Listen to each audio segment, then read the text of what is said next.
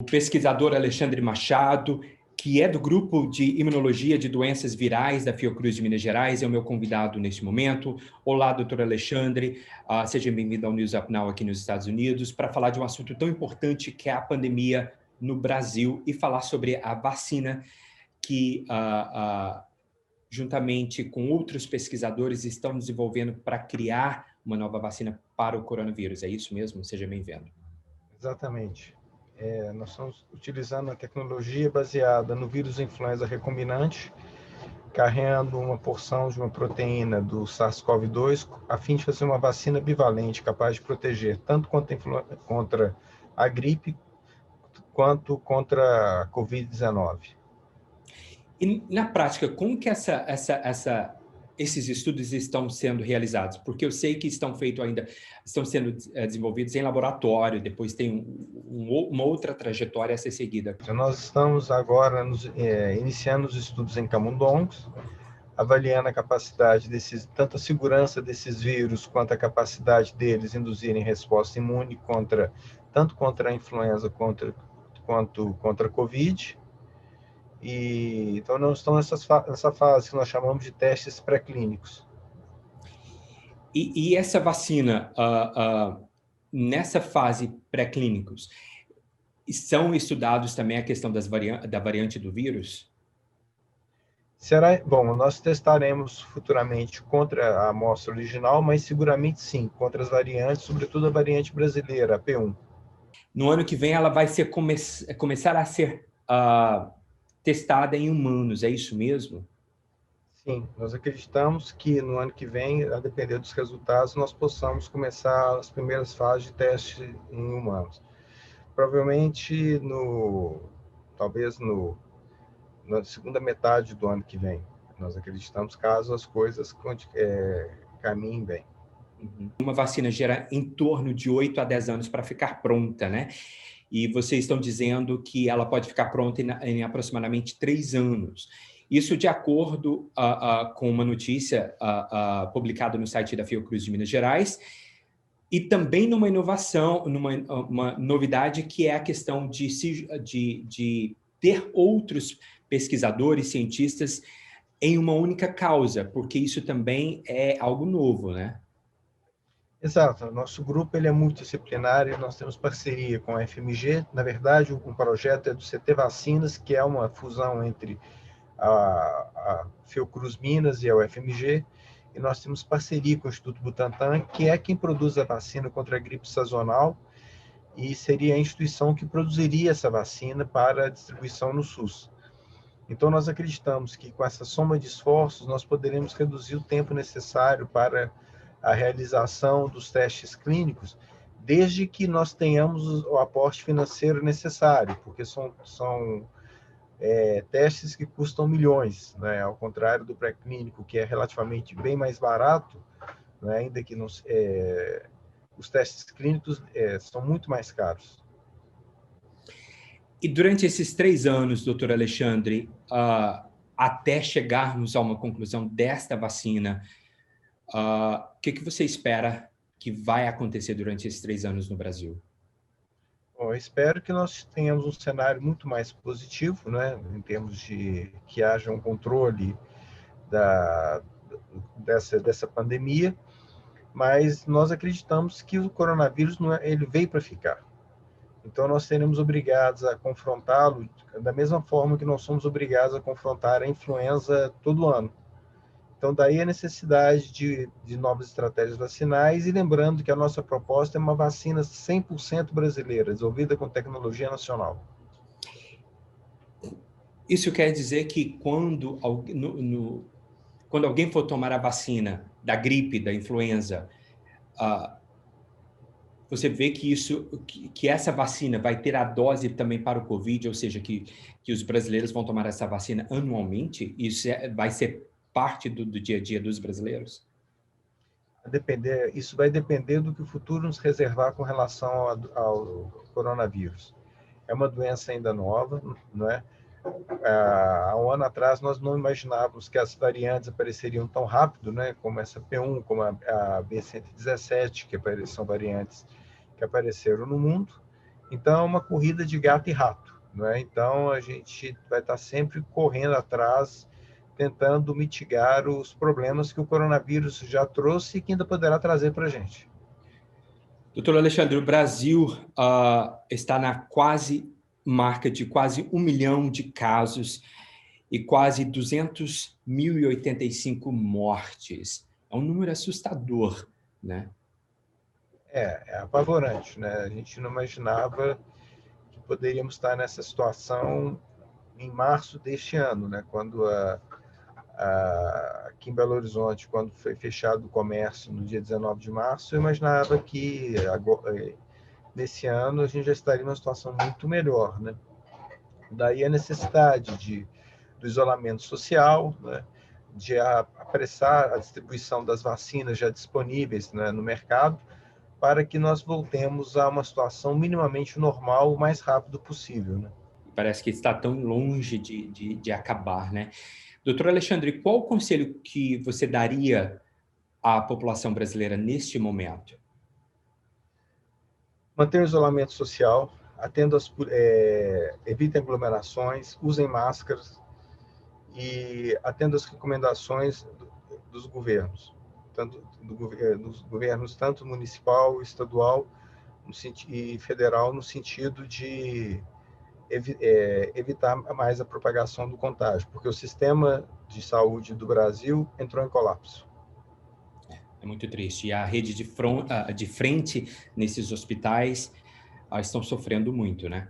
Olha, doutor Alexandre, Alexandre Machado, pesquisador do Grupo de Imunologia de Doenças Virais da Fiocruz do Estado de Minas Gerais, muito obrigado pela sua participação. Eu que agradeço. Obrigado. Obrigado mais uma vez. E olha, agora eu vou conversar com o nosso repórter no interior de Minas Gerais, o João, que ele fez uma reportagem sobre a situação no interior, no Triângulo Mineiro. População cansada de ficar em casa, restrições menos duras, imprudências, medo, incerteza sobre o retorno das aulas presenciais e reabertura do comércio. Dificuldades para vacinação em massa, infecções e mortes em alta. Hospitais lotados, municípios com pouca ou nenhuma estrutura transferem pacientes com Covid-19 para outras cidades. Estes e outros fatores fazem especialistas em saúde pública acreditar que a pandemia no Brasil pode ter, nos próximos meses, um capítulo ainda mais trágico. Afinal, algumas pessoas desacreditam na vacina. Fundamental a vacinação. Hoje é um grande momento de esperança após a vacina ter chegado. Nós temos aí uma confiabilidade na vacina. Temos laboratórios aí nacionais como o Instituto Butantan e agora a Fiocruz produzindo vacinas, institutos de renome. A vacina foi produzida com grande rigor científico por vários profissionais do mundo todo. É uma vacina realizada em tempo recorde. Uma vacina demora 5, 10 anos para ser produzida. Essa em menos de um ano ela já está aí disponível e nós temos nela a esperança. Não temos ainda outro mecanismo tão satisfatório para proteger as pessoas. A vacina, ela evita que as formas graves da doença aconteçam. Cidades do Brasil montam barreiras sanitárias para monitorar e orientar sobre o Covid-19. Em Minas Gerais, a cidade de Coromandel vive um surto de Covid-19. O secretário de Saúde afirma que UTIs seguem lotadas e transferências para cidades da região são medidas urgentes. Amostras do vírus foram enviadas para análise para a Fundação Ezequiel Dias, a FUNED, em Belo Horizonte, pois existe suspeita de que haja uma variante do vírus na cidade. Cidades como Patrocínio e Patos de Minas terão um fechamento total, o famoso lockdown. Em Uberlândia, Minas Gerais, a Prefeitura inicia a vacinação contra a Covid-19 em idosos acima de 87 anos, no sistema Drive-Thru, o que traz muita tranquilidade e esperança a todos nós. Nessa data de hoje, nesse final de semana, nós estamos contemplando todos os idosos que estavam cadastrados no portal, que declararam no seu cadastro não ser acamados, para que a gente possa aproveitar essa oportunidade e realizar a vacinação. Com relação aos acamados, é um ato contínuo, exige uma logística maior, mas continuamos vacinando também os acamados em domicílio. A sensação muito de vitória, porque a gente vem lutando há muito tempo e muita organização, fiquei muito satisfeita. as meninas super animadas, super incentivadoras, eu acho que está super bacana. Vocês acabaram de assistir a reportagem do João Inácio no Triângulo Mineiro Interior de Minas Gerais. Essa gravação, essa reportagem do João foi feita há um mês atrás, quando nós estávamos começando a preparar esse especial sobre a pandemia no Brasil. Agora o João vai entrar conosco. Olá, João, tudo bem? Oi, Gleidson, boa noite, tudo bem com você? Tudo jóia. João, me fala uma coisa, essa sua reportagem já tem um certo tempo que você a produziu. Tem alguma mudança, tem algum update? As vacinas estão sendo feitas para idosos de forma bem lenta, testes não estão sendo realizados. Hoje, o paciente que está com alguma suspeita vai aí na unidade básica e, a partir dos sintomas, já são encaminhados aí, direcionados como COVID. As vacinas hoje estão na faixas aí para os idosos, né, na faixa de 70 anos, que estão sendo vacinados no momento. Na época, quando eu fiz aí a reportagem, há um mês, ela era para idosos de 87 anos a partir de 87 anos, né? E agora ela já deu uma baixada já para esse público aí de 70 anos. Peraí, você falou uma coisa que só para a gente confirmar isso para os telespectadores, para as pessoas que estão nos assistindo. Você disse que alguém que esteja com um sintoma do COVID, ou seja, de uma gripe, seja o que for, mas se seja um sintoma relacionado ao COVID, ele vai numa unidade de saúde, já é encaminhado ou dito como uma pessoa positiva com coronavírus? Já é considerado aí a suspeita como COVID, já é tratado como COVID. Porque, assim, o exame de imediato, é impossível não estar tendo o exame aqui de imediato, então já é tratado como COVID. Dias depois que vem aí o resultado. Se é positivo ou não, é tratado como COVID. Tá, mas de qualquer forma a pessoa faz o exame, só não faz o rápido, porque não tem no momento. Isso. Tá. Muitas unidades não estão tendo, algumas unidades aí que faziam atendimentos de diversas outras áreas foram remanejadas, tiveram aí alterações por conta aí do Covid, porque aqui no Brasil está muito difícil, né, essa situação, tem aí também a questão da variante, e principalmente aqui no Triângulo Mineiro, Alto Paranaíba, Uberlândia, Coromandel, Monte Carmelo, Patrocínio, essas cidades aí têm sofrido bastante. Até eu quero ressaltar, Leidson, que no dia que eu fiz a reportagem, eu tinha 3 dias que eu tinha perdido aí a minha mãe, vítima do Covid. Eu lembro disso, e eu sinto muito mesmo pela sua perda. Deve ser uma dor horrível, que ninguém deveria passar por isso. E o que a gente vê muito hoje aqui é que as pessoas estão tratando simplesmente, não todos, mas a maioria, como números, e não são números, são vidas, né? Então, é um amor de uma pessoa, é uma mãe, é um pai, é um irmão, um filho. Então, é alguém que deixou, né? Uma pessoa que ama, e é como se fosse uma queimadora. Ela queima, arde, e é algo que vai junto com a pessoa. Uma parte de você deixa de estar ali presente contigo. João, eu sinto muito. Eu sei que deve ser muito triste essa perda. Eu sinto muito mesmo pela sua perda, e meus sentimentos a você e os seus familiares aí. Uma outra pergunta sobre... nós temos acompanhado em redes sociais, principalmente, que pessoas ainda estão fazendo festas, pessoas fazendo festas em represas ou fazendas ou em casas, e até mesmo em lugares clandestinos. Tem acontecido assim com frequência aqui em todo o Brasil. Aqui em Uberlândia não é diferente, também tem as festas aí clandestinas. Toda vez aí nos noticiários locais tem falado, tem sido pedido e orientado para que as pessoas entendam a gravidade do que está acontecendo aqui e que possa cessar, que possa parar com isso. Supermercados sempre cheios, então as pessoas também não respeitam, sabe, o distanciamento.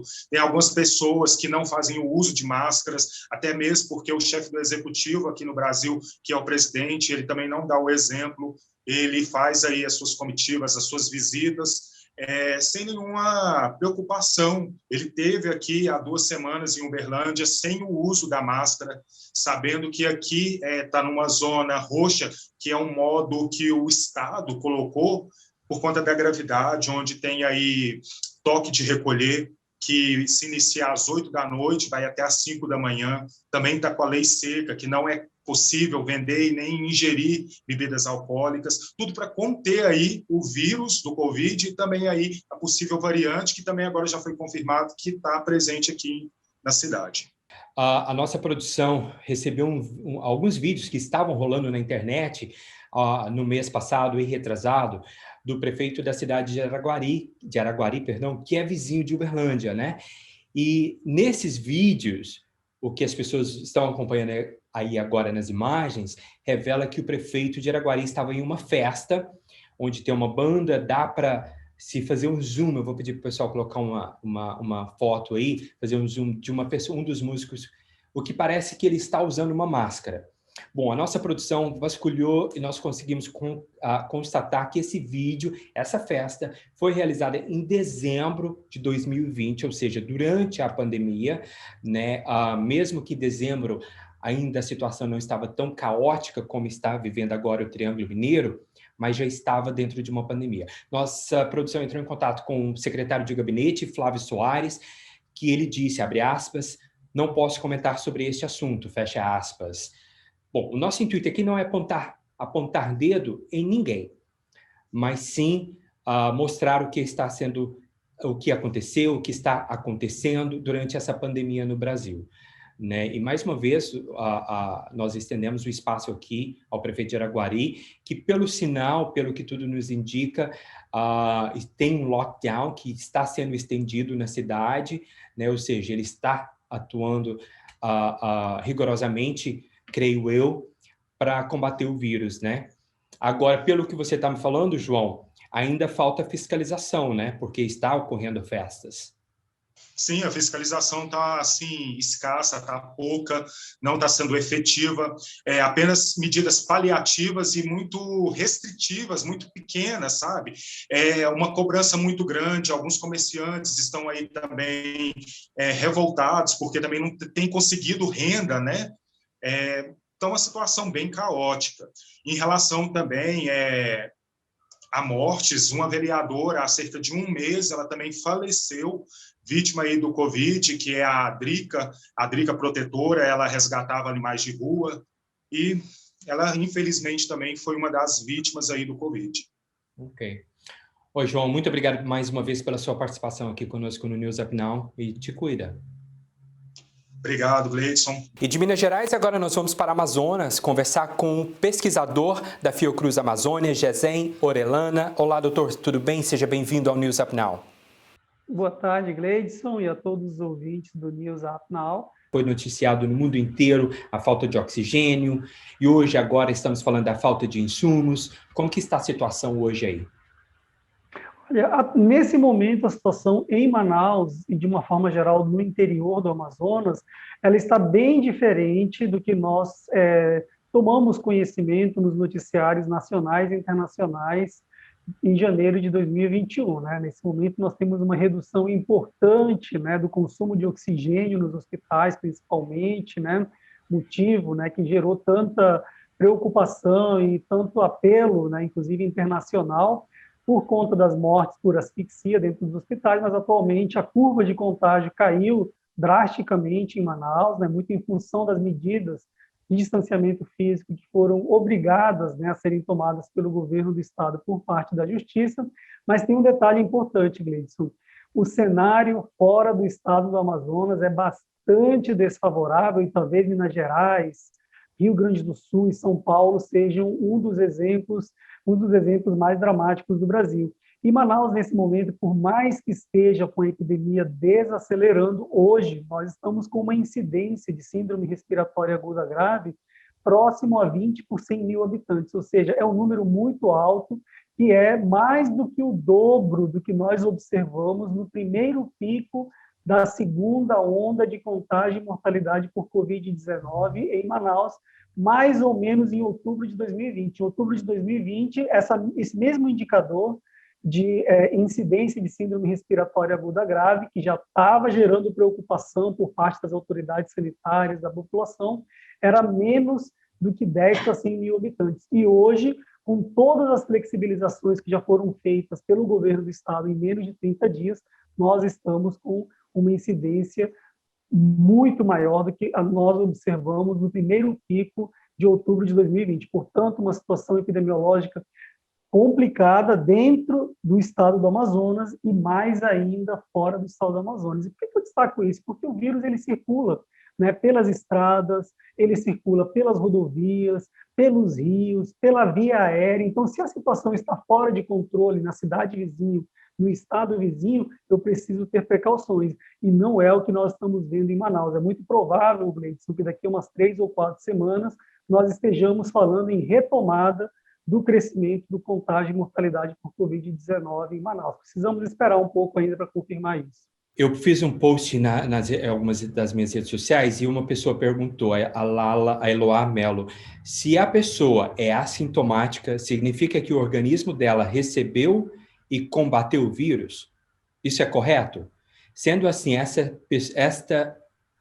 a mesma pessoa precisa se vacinar?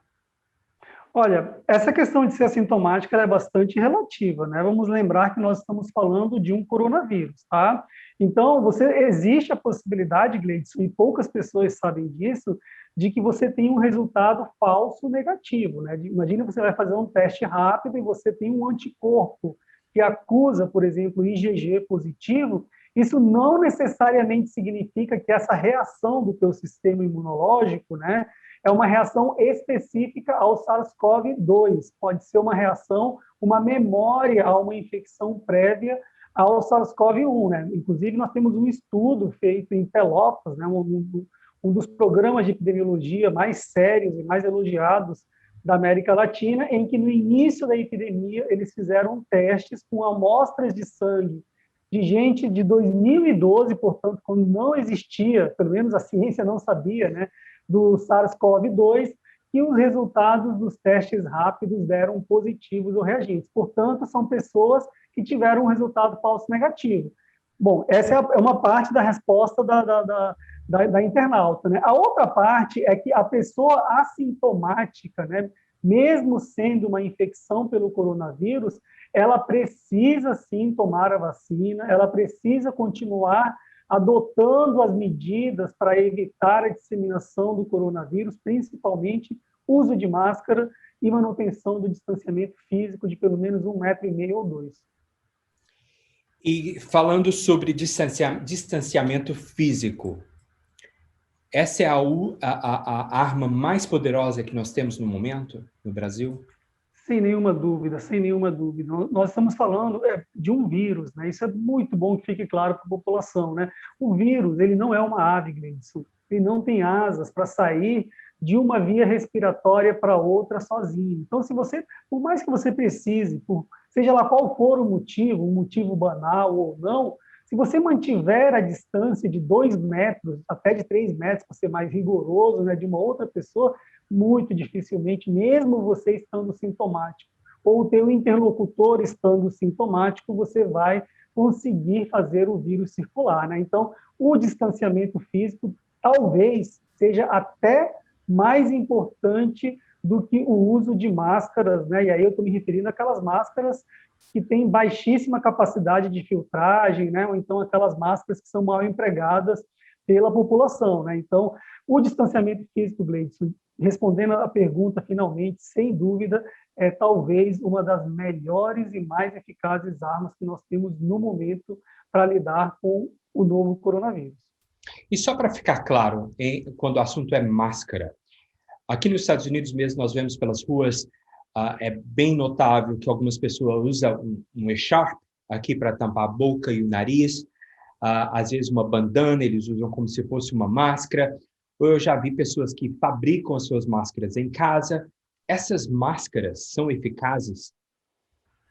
Olha, máscara nenhuma é eficaz o suficiente para filtrar o vírus, tá? O que nós temos, né, de eficaz contra a filtragem de micropartículas, Gleidson, e esse é outro motivo de confusão na população, são respiradores. Tá? Existe uma diferença técnica importante entre respiradores, que são as famosas máscaras popularmente conhecidas como N95 ou PFF2, né? Então, esse grupo de proteção é uma proteção chamada de respirador. E por que respirador?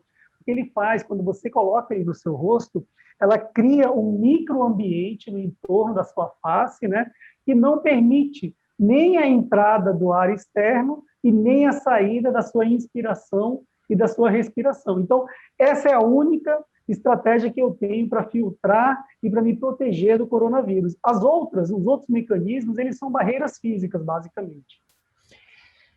Bom, fica aí essa dica importante, né? O senhor é contra o lockdown, o senhor já deu entrevistas falando sobre isso, mas concorda que nesse momento o lockdown ele é muito importante para conter o avanço do vírus, do coronavírus. O senhor ainda concorda com essa fala? Olha, eu como epidemiologista, eu tenho que pensar no cenário epidemiológico, né? Então, se tem um cenário epidemiológico em que ele te mostra que existem situações de risco mais evidentes numa região do país ou numa região do estado ou algo desse tipo, não faz sentido você pensar num lockdown nacional, né? Se você tem uma situação epidemiológica comprometida, por exemplo, no sul do país e o nordeste, o norte do país, o centro-oeste estão com a situação mais ou menos sob controle, não faz o menor sentido você fazer um lockdown, porque você, além de desgastar a população, você pode trazer prejuízos econômicos incontornáveis. Agora, quando nós temos uma situação como a que nós estamos vendo no Brasil hoje, né, com a doença amplamente disseminada e com uma forte pressão hospitalar em leitos clínicos, principalmente leitos de UTI de norte a sul do Brasil e de leste a oeste, aí nesse caso é realmente acudir à medida mais radical de saúde pública que nós temos, que é o lockdown. Eu sempre digo isso, lockdown nós adotamos em situações extremas, e muitas vezes você escuta, inclusive, epidemiologistas, né, pesquisadores sérios, recomendando o lockdown como se fosse recomendar uma festa de Natal, uma festa de Ano Novo, um aniversário, e não é assim. Você tem que usar esse recurso em último caso. É igual a ocupação de leito de UTI. Você tem um paciente que precisa de atenção médica, a primeira coisa que você vai fazer é avaliar a situação clínica dele.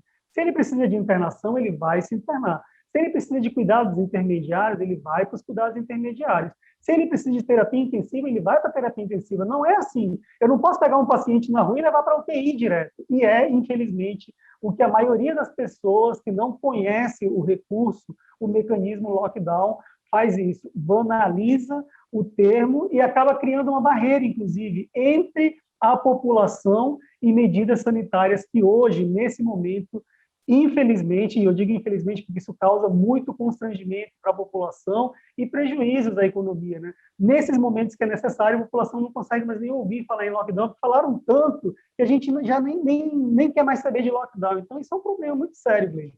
Mas, doutor, me perdoe a minha ignorância aqui, mas, por exemplo, se nós temos dois estados, eu vou pegar o Goiás e Minas Gerais, ou Minas Gerais e São Paulo, ou São Paulo e Rio, que é bem próximos ali, né? Digamos que a situação no Rio de Janeiro esteja bem caótica. Está. Mas em São Paulo, vamos dizer que eles não estão. Mas são estados bem próximos um ao outro e as pessoas viajam.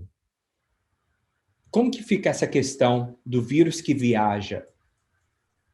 Bom, aí nesse caso, a medida mais correta seria um lockdown no Rio de Janeiro, pegando esse teu exemplo, e o que nós chamamos de bloqueio sanitário intramunicipal, intermunicipal, ou seja, entre todas as cidades, entre todos os municípios do Rio de Janeiro, e um bloqueio interestadual, pela via terrestre e pela via aérea, principalmente. Como que está a situação hoje das vacinas no Brasil? Por exemplo, uma das vacinas pode causar coágulos, né?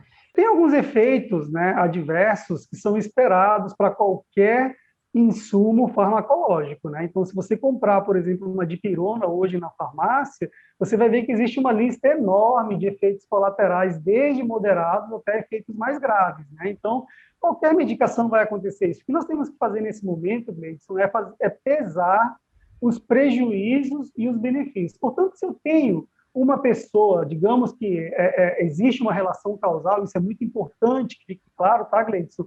Não há comprovação de relação causal entre a vacina e os coágulos, tá? É uma suspeita. Tá? Então, mesmo que exista essa comprovação dessa relação causal, o que a gente recomenda enquanto epidemiologistas, enquanto sanitaristas, enquanto pessoas da ciência? É fazer a pesagem, né, esse trade-off, né, buscar esse equilíbrio, esse balanço entre benefícios e riscos. Se é uma pessoa a cada 1 milhão que tem problemas com coágulo, é muito mais interessante você pensar em admitir esse tipo de problema em uma pessoa dentro de 1 milhão de outras que foram vacinadas, do que você perder 100 mil vidas, né? Sem a vacina. Então, são coisas que nós precisamos ter muito claro, né? Primeiro, confirmar essa relação causal. Eu acredito que provavelmente não deva ter uma relação causal entre esses problemas de coágulos e a vacina de Oxford AstraZeneca, mesmo tendo essa confirmação etiológica, né, causal, que a gente chama, avaliar se vale a pena mantermos ou não o uso. Muito provavelmente vai ser pela manutenção. O presidente Jair Bolsonaro vem sendo criticado no mundo afora, como ele conduz a questão da pandemia no Brasil. Aos seus olhos, doutor, como cientista, pesquisador, médico, epidemiologista, como que o senhor analisa a questão da política brasileira ao combate do coronavírus hoje? Olha, infelizmente, os números eles são contundentes, tá, Gleidson? Não há margem para interpretações diferentes, né? Nós estamos no 4º ministro da Saúde em menos de 12 meses, tá? Nós estamos com aproximadamente 290 mil mortos confirmados por Covid nesse momento no Brasil. Tá? Nos últimos 10 dias, nós tivemos aproximadamente 20 mil mortes, o que representa 37%, Gleidson, de todas as mortes que aconteceram na Argentina ao longo de um ano. Na Argentina, em um ano de epidemia, morreram 54 mil pessoas, e no Brasil, só em 10 dias, foram 20 mil mortes confirmadas por Covid-19. A campanha de vacinação é muito lenta, as atividades do Ministério da Saúde para controlar a epidemia são todas um fracasso generalizado. Ao contrário, o governo, até pouco tempo atrás, estava defendendo tratamentos ineficazes com cloroquina e ivermectina. Então, eu acho que os fatos falam por si só. Eu realmente não gostaria de estar fazendo essa avaliação de um presidente da República, e aí eu não quero me apegar ao fato de ser o presidente Bolsonaro ou não, mas independente da posição do presidente, isso pega muito mal para o Brasil, tira a credibilidade de uma nação, inclusive com os parceiros comerciais do exterior, né? Acaba tirando a credibilidade da população por uma figura historicamente respeitada no Brasil, Gleidson. Eu não estou me referindo à figura do presidente, porque nós temos presidentes aí que nos envergonham, né? Inclusive, recentemente, alguns foram retirados do poder, né? Mas a figura do ministro de Estado da Saúde. Até pouco tempo atrás, Gleidson, quando você se referia a essa figura no Brasil, você, independente de partido, independente do presidente, você falava assim, não, esse cara aqui é um cara que tem uma posição que ajuda o Brasil, que ajuda a lidar com a saúde pública, e até isso o governo atual conseguiu distorcer. Nós temos hoje na figura do ministro de Estado da Saúde uma pessoa que realmente não nos traz segurança, independente de quem for. Por quê? Porque não é ele que decide nada. Quem decide, infelizmente, isso já ficou muito claro, é o presidente da República e não o técnico que deveria ser o ministro de Estado da Saúde. Olha, doutor Gessen, aqui nos Estados Unidos, por exemplo, as vacinas já estão sendo administradas e com o novo presidente houve um avanço na liberação dessas vacinas, que é a Pfizer, a Moderna e agora a Johnson & Johnson, à população norte-americana, né? Eu sei que no Brasil as pessoas já estão sendo vacinadas também, mas o fato que eu estou trazendo esse comentário, e que vai ser uma pergunta, é que, por exemplo, eu vou usar o meu exemplo. Eu tomei a vacina no dia 9 de março, que é a Pfizer, aqui, através da farmácia, onde eu compro os meus medicamentos e tudo, né? Porque, de acordo com o meu plano de saúde, eu não estava apto, não era a fase, eu não estava na fase para receber a vacina, né? E agora, eu tenho recebido algumas mensagens, e-mails, dizendo que eu estou apto a receber a vacina através do meu plano de saúde. Ou seja, percebe-se que não há um controle dessas vacinas aqui nos Estados Unidos. Aí no Brasil, eu sei que existem inúmeros contratempos, eu vou colocar dessa forma, em relação à distribuição dessas vacinas. E há também questões políticas entre o governo brasileiro e outros governos outros líderes mundiais, como a China, que estão cobrando a ajuda da vacina, que é a tal exportação, para o governo chinês. Como que fica essa situação? Olha, é uma situação bem difícil, né? No caso dos Estados Unidos, você tem uma regulação diferenciada, né? Quando eu comparo com a do Brasil em relação à distribuição de vacinas, né? Uma política totalmente diferente, né? No Brasil, nós temos uma política centralizada no Programa Nacional de Imunizações, e nos Estados Unidos é um pouco diferente, né? Em função do regime do sistema de saúde dos Estados Unidos, que não é público e universal como no Brasil, né? Ambos têm vantagens, ambos têm desvantagens, mas o que nós precisamos lembrar é que a situação dos Estados Unidos é bem diferente da nossa, por pelo menos duas razões, né? Estamos falando de vacinas altamente eficazes, né? Então, quando me refiro à vacina da Pfizer-BioNTech e a vacina da Moderna, né, eu estou me referindo a vacinas com mais de 90% de eficácia e que estão em ampla disponibilidade. Tá? Então, quando você tem ampla disponibilidade de vacina, às vezes é até melhor você permitir a comercialização dessa vacina na rede privada, porque você acaba ampliando a possibilidade de vacinação maior das pessoas. Agora, no Brasil, a situação é muito diferente. Como ela é centralizada no Programa Nacional de Imunizações, nós temos o problema ao contrário nos Estados Unidos. Temos vacinas que não são tão eficazes quanto as vacinas da Pfizer e da Moderna, temos poucas doses e todo mundo querendo a mesma coisa que o Brasil quer, vacina. E essa é a razão, Gleidson, de nós estarmos com o processo de vacinação tão atrasado, e eu vou te dizer mais, ameaçando a humanidade, né? Porque quanto mais tempo você deixa o vírus circular, em plena campanha de vacinação, ela sendo lenta, você vai abrindo janelas de oportunidade para novas mutações, porque o vírus, ele, embora a gente não pense nisso, ele vai se dando conta de que está sendo pressionado por mecanismos, sejam eles de barreira física, né, causada por bloqueios, por uso de máscara e etc., ou pela vacinação. O que ele vai fazer? Ele vai fazer o que ele mais sabe. Os vírus e bactérias, aliás, eles são estão entre os organismos vivos mais longevos da Terra. Eles estão aqui há bilhões de anos, né? Eles vão fazer o que eles mais sabem, mudar. Enquanto nós passamos uma vida inteira para aprender a dirigir um carro, por exemplo, ou algumas semanas para aprender a andar de bicicleta, o vírus faz isso em um piscar de olhos. E é aí que eu coloco esse argumento e faço esse alerta aos Estados Unidos, ao Canadá, ao México, à Europa e à Ásia. Deixar o Brasil na situação que ele está hoje é uma dupla ameaça à humanidade, pela circulação viral forte em todo o território nacional e pelo lento processo da campanha nacional de vacinação, Gleison. Mas, dentro desse assunto, o próprio presidente criticou o uso da vacina, principalmente a vacina chinesa, né? No início, né? E mesmo brincou com o vírus, falando que era uma gripezinha, que é um assunto bem antigo já, né? E hoje está na fila para comprar essas vacinas, né? Ele não acordou muito tarde? Não, Gleidson, acho que ele não acordou, na verdade. O que nós temos na situação do presidente Bolsonaro é algo bem diferente, do meu ponto de vista, né? Ele é uma pessoa que tem uma visão política muito clara do que está acontecendo no momento, né? Então, se há 2 meses atrás não fazia muita diferença falar ou não em vacina, porque o brasileiro tinha naturalizado, né, ter uma média móvel de 600 a 700 mortes por dia, então, para ele, falar de vacina ou não falar de vacina é piada, não fazia o menor sentido. Hoje, não.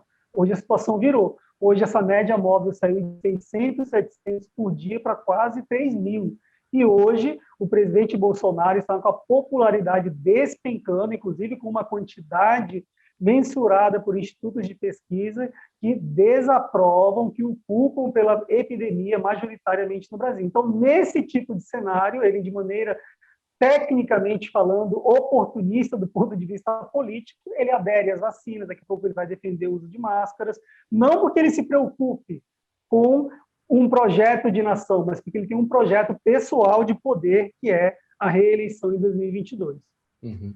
Vamos a mais perguntas aqui das redes sociais. Se uma pessoa que tem o vírus e essa pessoa é assintomática, e se ela recebe a dose da vacina, pode causar algum efeito contrário? Olha, não tem nenhum problema. Ela tem que esperar, preferencialmente, um período de 30 dias, né? Depois do início dos sintomas, toma a segunda dose. Aliás, espera-se um benefício até maior da vacina, caso a pessoa tenha entrado em contato com o novo coronavírus, por uma razão muito simples. Esse contato ativa a tua resposta imunológica natural, e a vacina vai fazer um papel artificial. Além daquela resposta imunológica natural que você tem, você recebe esse estímulo externo, portanto, artificial, que é o da vacinação, e aí, em teoria, a tua resposta a um próximo contato com o novo coronavírus vai ser mais potente mesmo. E digamos que uma pessoa foi diagnosticada com coronavírus, ou seja, o resultado do teste foi positivo. Essa pessoa tem que aguardar quanto tempo para receber a dose da vacina? Em geral, 30 dias. O tempo suficiente seria, talvez, uns 21 dias, né, que é o tempo que a gente já tem uma noção clara de que a pessoa já não está mais transmitindo o vírus, que já não está mais sintomática, mas, por segurança, alguns programas de imunização recomendam 30 dias. Uhum.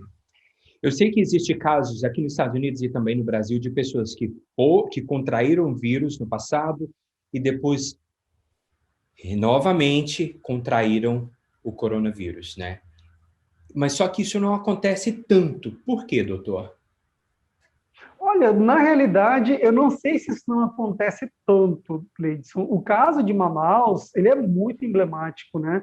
Se você pega o nível de exposição que nós tivemos da população no pico da primeira onda, que foi mais ou menos em abril e maio de 2020, e pensa que Manaus chega em dezembro com mais ou menos 50%, digamos, da população já em contato com o novo coronavírus, e você observa o que você observa em janeiro, com uma curva de mortalidade praticamente 2 vezes maior do que a observada em abril e maio, você não tem como pensar que uma boa parte dessas pessoas se reinfectou. Portanto, isso é outra realidade que a população precisa entender. É muito provável, Gleidson, que a resposta imunológica para esse SARS-CoV-2 ela vá caindo com o tempo, ou seja, depois de 8 meses, 9 meses do primeiro contato, é muito provável que teu sistema imunológico ele sofra o que nós chamamos de amnésia imunológica, ou seja, ele esquece como ele enfrentou o novo coronavírus, e aí, por diferentes mecanismos, seja pela reinfecção ou pela infecção de uma nova variante que dribla a tua resposta imunológica, você vai entrar no segundo episódio de infecção ou adoecimento por Covid-19. Portanto, Gleidson, eu não diria que é algo raro, e sim é algo bastante comum nesse estágio da epidemia. Tá? Se nós estivéssemos falando do início da pandemia, lá em março, fevereiro de 2020, aí eu ia falar, não, realmente é algo muito raro e pouco provável. Hoje não é mais assim, justamente por isso, porque tem esse decaimento da resposta imunológica. Vamos falar da eficácia dessas vacinas no Brasil, porque existe uma diferença em relação à eficácia para casos mais graves e também em relação aos sintomas, né? Bom, essa é uma questão importante, né? O que nós precisamos lembrar a todos os ouvintes do programa é que todas essas vacinas, independente do país, independente do fabricante, elas foram concebidas em ensaios clínicos randomizados que não visavam controlar, evitar infecção. Tá? Nenhuma delas. Eu estou me referindo às 5 principais vacinas, tá? Pfizer, BioNTech, Oxford, AstraZeneca, Coronavac, Moderna e qual seria a quinta, que não me lembro agora, Sputnik V. Estou me referindo a essas russa, 5 vacinas, que é a russa, que são as 5 vacinas que estão amplamente distribuídas no mundo todo. Claro que umas com mais ou menos penetração, a depender do continente, né? Mas todas essas vacinas, Gleidson, foram pensadas para evitar doença. Existe uma diferença radical entre infecção e doença. Infecção é quando eu entro em contato com o novo coronavírus e não desenvolvo a doença ou desenvolvo quadros leves, por exemplo, né? E A doença, geralmente, é aquele caso que gera preocupação, gera demanda para você ir no atendimento médico, para você precisar de internação hospitalar e, muitas vezes, de um leito de terapia intensiva. Portanto, essas vacinas, Gleidson, finalizando a resposta, são eficazes mesmo contra a doença ativa, sobretudo doença grave e morte. Nesse sentido, independente do fabricante, independente do país, todas elas são eficazes. Doutor, o senhor acredita que nós vamos chegar em um momento, por exemplo, com a vacina contra a influenza que se toma todo ano, né? Nós vamos chegar num momento em relação ao coronavírus que vai entrar nessa fase que todo ano nós temos que tomar uma vacina? Provavelmente sim, provavelmente sim. Nós não temos expectativa, né, de declarar a pandemia extinta em 14 meses. Eu queria lembrar que o ouvinte do programa, né, que a última pandemia que nós tivemos de gripe suína, em 14 meses a Organização Mundial da Saúde a declarou extinta, né? Extinta não, desculpa, controlada. E agora, né, nós já estamos caminhando para os 14 meses e, na verdade, nós não sabemos sequer se chegamos no pico da pandemia. Então, como que a gente chama isso em saúde pública e em epidemiologia? Nós vamos sair de um padrão epidêmico para um padrão endêmico. O que é um padrão endêmico? Um padrão onde você convive com a doença. E, nesse cenário, eu vou provavelmente passar a conviver com o novo coronavírus, assim como eu convivo com a gripe, assim como eu convivo com tantas outras doenças infecciosas. Muito obrigado pela sua participação aqui no News Up Now.